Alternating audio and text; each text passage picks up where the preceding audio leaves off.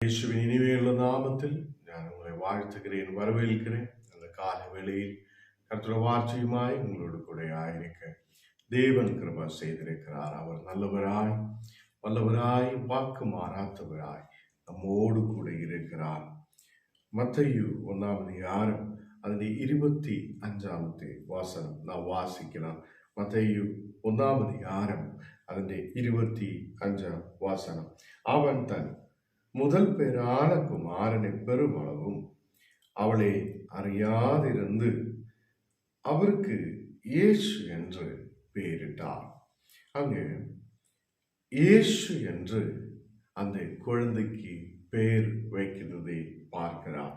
கர்த்தருடைய பிள்ளைகளே, சொர்க்கதூதன் மரியாவுக்கிட்டே வந்து சொல்லுகிறார், நீர் ஒரு மகனை பெற்றெடுப்பார், அதை அந்த மகனுக்கு இயேசு என்று பெயர் கொடுக்கும் என்று சொல்லுகிறார். இங்கே யோசேப்புடைய இடத்தில் அதை தூதன் வந்து சொல்லுகிறார், நீர் உன் மனைவியை சேர்த்து கொள்ள வேண்டும் என்று சொல்லி அங்கே சொல்லுகிறார். கர்த்தருடைய பிள்ளைகளே, அவன் தன் முதல் பேரான குமாரனை பெறும் அளவும் அவளை அறியாதிருந்திருக்கிறார்.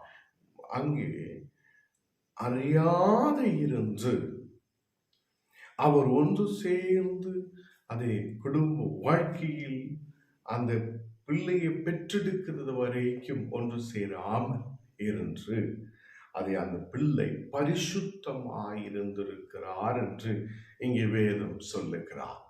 அதை கர்த்தருடைய பிள்ளைகளே, he knew her not, அவளை அறியாமல் இருந்திருக்கிறார்.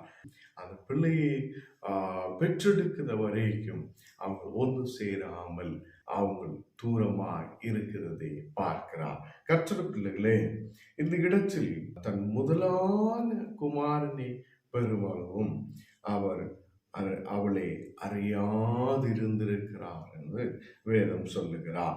கர்த்தராகிய இயேசு பரிசுத்த ஆவியினாலே பிறக்கப்பட்டவர். அவர் இந்த உலகத்தில் இரத்தத்தாலேயோ மனிதனுடைய இச்சையாலேயோ இந்த உலகத்தில் ஏதோ மனித இச்சைகளால் பிறக்கப்பட்டவர் அல்ல. அவர் இந்த உலகத்தில் பிறந்தது அதை பரிசுத்தராய் பிறந்திருக்கிறார். அதை இயேசு ஒருவரே, அவர் பரிசுத்த ஆவியினால் பிறக்கப்பட்டவர். கர்த்தருடைய பிள்ளைகளை, இந்த இடத்தில் வேதம் சொல்லுகிறார், அதை மேட்ரிமானியல் இன்டர்கார்ஸ் அவங்கள் இந்த நாடுகளில் ஒன்று சேர்ந்து இருந்தது கிடையாது. ஹஸ்பண்ட் ஒய்ஃப் என்னுள்ள நிலையில் அவங்கள் அந்த பிள்ளை பெற்றெடுக்கிறது வரைக்கும் அவங்கள் பரிசுத்தத்தோட தூரமாய் அறியாமல் இருக்கிறதே அங்கே சொல்லப்படுகிறார். அதுக்கு அர்த்தம் அதை தூதர்கள் சொல்லியது மாதிரி பரிசுத்த ஆவியினாலே ஒரு பரிசுத்த குழந்தை அதை பிறக்கப்படுகிறார். எதுக்காக?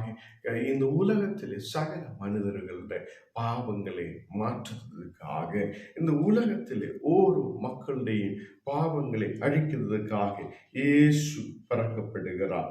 இயேசு அவர் தங்களின் ஜனங்களில் அதை பாவங்களை நீக்கிறவராய் அதை இருக்கிறார் என்று வேதத்தில் பார்க்கிறார். அதை தங்களுடைய இந்த உலகத்தில் ஜனங்களுடைய பாவங்களை மாற்றுத ஒருவர், அவர் பாவமில்லாதவராய் பிறந்தவர், அவர் ஒருவரே பரிசுத்தராய் இருக்கிறவர். அதை நமக்கு இங்கே பார்க்க முடியும். இங்கே தூதர் யோசேப்பு இடத்தில் வந்து சொல்லுகிறார், உன் மனைவியை சேர்த்து கொண்டு அவளை அதை உன் குடும்பத்தில் உன் வீட்டிலே கூட்டிக் கொண்டு வர வேண்டும் என்று சொல்லும் போது யோசேப்பு பயப்படுகிறார். இந்த மாதிரி நாங்கள் அறியாமல் இருக்கிறார், தெரியாமல் இருக்கிறார், அதை எப்படி இந்த குழந்தை இருக்குதா இந்த ஸ்திரீயை கூட்டிக் கொண்டு வர வேண்டும் என்று அவன் பயப்படுதும் போதுதான் தூதர்கள் அதை அந்த மரியாவை நீ கூட்டிக் கொண்டு வர வேண்டும், சேர்த்து கொண்டு வர வேண்டும் என்று சொல்லுகிறார். ஹல்லேலூயா. இந்த நாடுகளில் இயேசு என்று பெயர் கூப்பிடும் போது அதை அவர் பாவங்களை மாற்றுகிறவராய், அவர் ஜனங்களை அதை அந்த பாவத்தின் அடிமைத்தத்திலிருந்து விடுவிக்கிறவராய் இருக்கிறதை நாம் பார்க்கிறார். ஹalleluya. இங்கே நாம் 23வது வசனம் வாசிக்கும் போது, இதோ ஒரு கன்னிகா கர்ப்பவதியாகி ஒரு குமாரனை பெறுவார், அவருக்கு இம்மானுவேல் என்று பெயரிடுவார்கள் என்று சொன்னார். இம்மானுவேல் என்பதற்கு தேவன் நம்மோடு கூட இருப்பது என்று அர்த்தமா? அங்கே இம்மானுவேல் என்று இயேசுவுக்கு பேர் விடுகிறார். அதுக்கு அர்த்தம் தேவன் நம்மோடு கூட. ஹalleluya. அதை கன்னிகை கர்ப்பவதியாகி ஒரு மகனை, ஒரு குமாரனை பெறுவார்கள். இந்த நாடுகளில் அதை அந்த உலகத்தில் நல்ல ஒரு தேவ பக்தியோடு அதை வாழ்ந்த மரியா, அவர் அதை கன்னிகையாய் இருந்த அந்த மரியா, ஒரு தேவ தூதன் வந்து சொல்லுகிறார், நீ பரிசுத்த ஆவியானாலே கர்ப்பவதி ஆவார்கள். அதே மாதிரி அதை அவள் பரிசுத்த ஆவியினால் அதை கர்ப்பவதியாய் அந்த மகனுக்கு இம்மானுவேல் என்று பெயரிடுவார்கள் என்று தீர்க்கதரிசிகளால் சொல்லப்பட்டிருக்கிறார். அதுக்கு அர்த்தம் தேவன் நம்மோடு கூட. இந்த நாடுகளில் கற்ற பிள்ளைகளை, தேவன் நம்மோடு கூட இருக்கிறார்.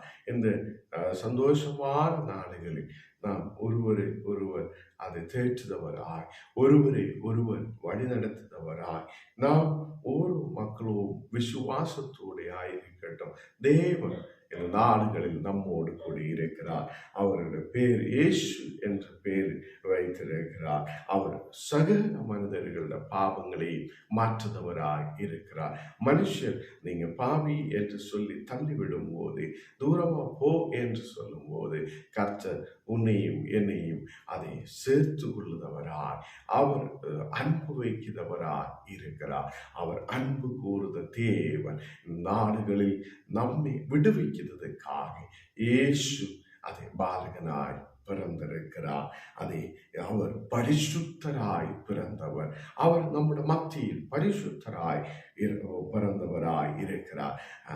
அதே மாதிரி வேதத்தில் நாம் பார்க்கிறார். தேவன் இப்போது நம்மோடு கூட இருக்கிறவர்.